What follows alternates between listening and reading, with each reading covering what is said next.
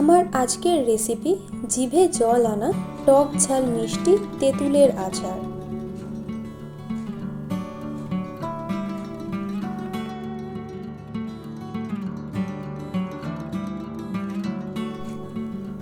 তেঁতুলের আচার তৈরির জন্য আমি 400 মতো তেঁতুল নিয়েছি।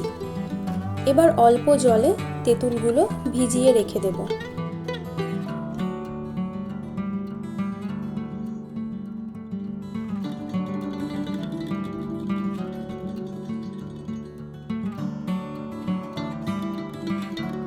দশ মিনিট মতো তেঁতুলগুলো ভিজিয়ে রেখে হাত দিয়ে হালকাভাবে চটকে নেব।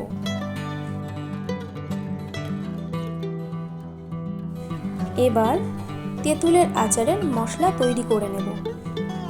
কড়াই গরম করে দিয়ে দিলাম 1 চামচ মতো গোটা সাদা জিরে, 1 চামচ মতো গোটা ধনে, হাফ চামচ মতো গোটা মৌরি, আর আমি দিয়ে দিলাম গোলমরিচ। এখানে আপনারা গোলমরিচের বদলে শুকনো লঙ্কাও ব্যবহার করতে পারেন।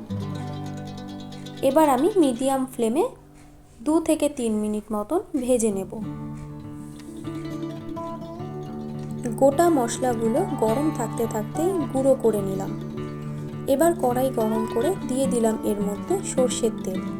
সর্ষের তেল গরম হয়ে গেছে, দিয়ে দিলাম এর মধ্যে 5 ফোড়ন। কিছুক্ষণ ভেজে নেওয়ার পর বেশ মিষ্টি একটা গন্ধ বেরোচ্ছে। এবার এর মধ্যে দিয়ে দেব তেঁতুলগুলো।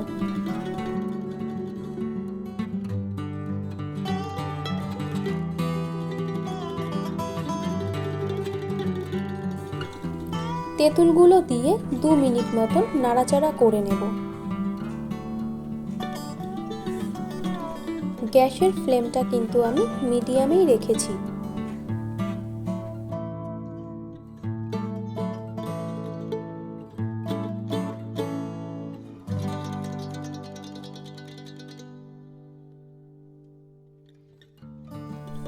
এবার এর মধ্যে দিয়ে দেব স্বাদমতো লবণ।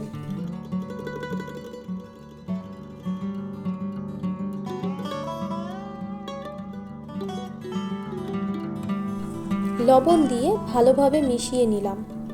দিয়ে দিলাম এর মধ্যে কালারের জন্য লাল কাশ্মীরি মরিচ গুঁড়ো। ভালোভাবে লাল কাশ্মীরি মরিচ গুঁড়োটা মিশিয়ে নিয়ে দিয়ে দেব 1 কাপ মতো চিনি। আমি এখানে 2 কাপ মতো চিনি ব্যবহার করব। আপনারা চাইলে চিনির পরিমাণ বাড়িয়ে বা কমিয়ে দিতে পারেন।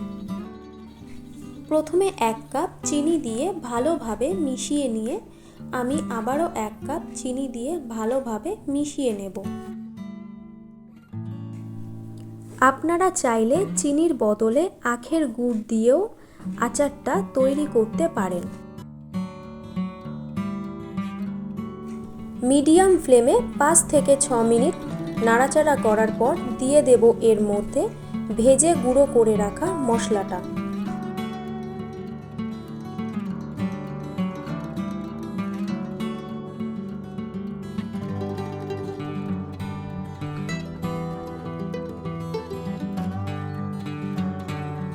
মশলাটা ভালো করে মিশিয়ে নেব। মশলা দেওয়ার পর 2 থেকে 3 মিনিট মতন একটু নাড়াচাড়া করে নেব।